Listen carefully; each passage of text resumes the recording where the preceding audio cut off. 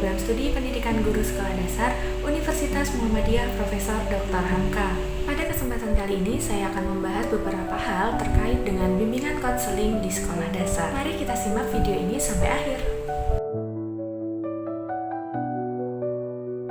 Jika dilihat dari urgensinya, bimbingan konseling di sekolah dasar sangatlah penting bagi seorang calon guru sekolah dasar. Karena hal ini akan sangat membantu bagi seorang calon guru sekolah dasar untuk memahami karakter emosional, sosial, dan juga akademik anak sejak dini. Seperti pembentukan sikap disiplin, kerjasama, empati, dan juga tanggung jawab.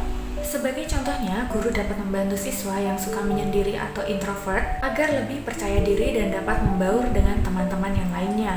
Lalu contoh yang lainnya, guru dapat membantu peserta didik yang mengalami masalah belajar tanpa menyudutkan peserta didik tersebut. Dengan pemahaman bimbingan konseling, guru dapat menciptakan lingkungan belajar yang sehat dan mendukung perkembangan siswa secara menyeluruh. Anak sekolah dasar pada rentan usia 6-12 tahun sedang dalam masa perkembangan dan juga pertumbuhan yang sangat penting. Mereka sudah mulai bisa berpikir logis, namun masih butuh bantuan benda ataupun kejadian nyata untuk memahami sesuatu. Pada usia ini, mereka lebih suka bertanya dan memiliki rasa ingin tahu yang sangat tinggi. Pada usia ini juga, anak sudah mulai belajar terkait aturan mana yang baik dan mana yang buruk, mana yang boleh dilakukan dan mana yang tidak boleh dilakukan. Pada usia ini juga, anak-anak sudah mulai bersosialisasi dengan teman-teman sebayanya. Sebagai contohnya, pada usia ini, anak-anak cenderung lebih cepat memahami konsep penjumlahan dan pengurangan yang dilakukan menggunakan benda konkret seperti batu maupun lereng. Mereka juga mulai bisa bekerja secara tim, seperti bermain bola dan membuat karya seni bersama teman-temannya. Nah, pada pembahasan yang ketiga ini, saya berkesempatan untuk mewawancarai salah satu wali murid atau orang tua siswa terkait problematika anak usia sekolah dasar, terkhususnya saat berada di rumah. Mari sama-sama kita simak wawancaranya. Oke Bu, langsung aja saya ingin bertanya, apa saja kesulitan yang sering anak Ibu alami saat belajar di sekolah? Alhamdulillah selama ini nggak ada kesulitan selama belajar di sekolah. Berarti lancar-lancar aja ya Bu? Iya, alhamdulillah lancar. Oke, selanjutnya ya Bu, apakah anak Ibu suka belajar di rumah? Sebenarnya kurang suka belajar sih, kalau belajar itu pas lagi ada PR aja nih, rajin belajar. Berarti kalau di rumah kalau ada PR aja baru belajar gitu? Iya, benar.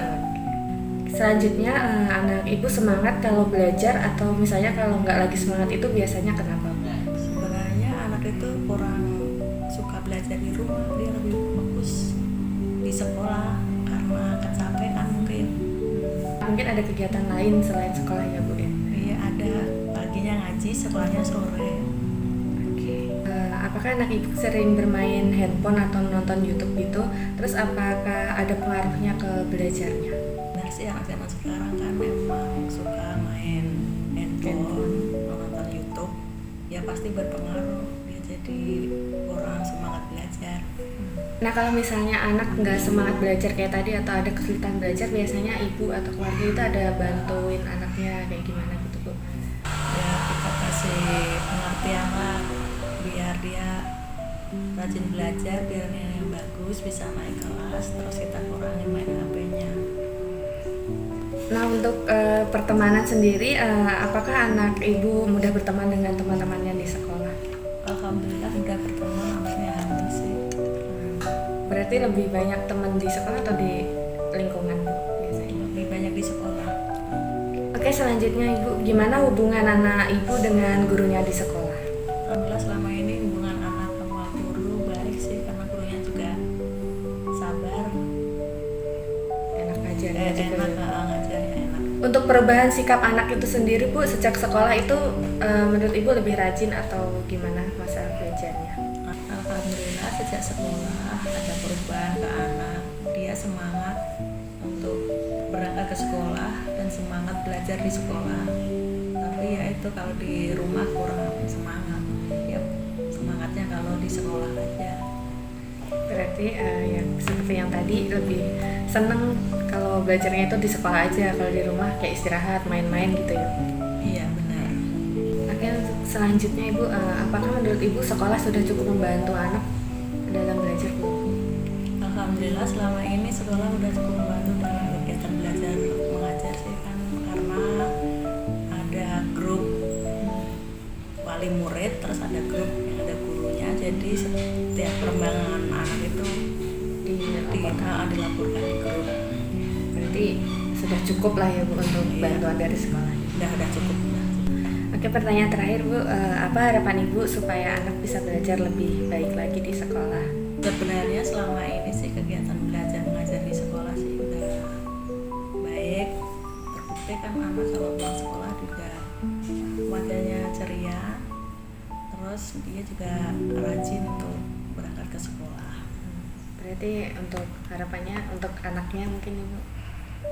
Harapannya sih lebih semangat lagi belajarnya di sekolah. Jika saya simpulkan pada wawancara tersebut, secara umum anak menunjukkan perkembangan yang baik dan tidak mengalami kesulitan belajar di sekolah. Anak lebih semangat belajar di sekolah dibandingkan di rumah karena suasana yang mendukungnya belajar.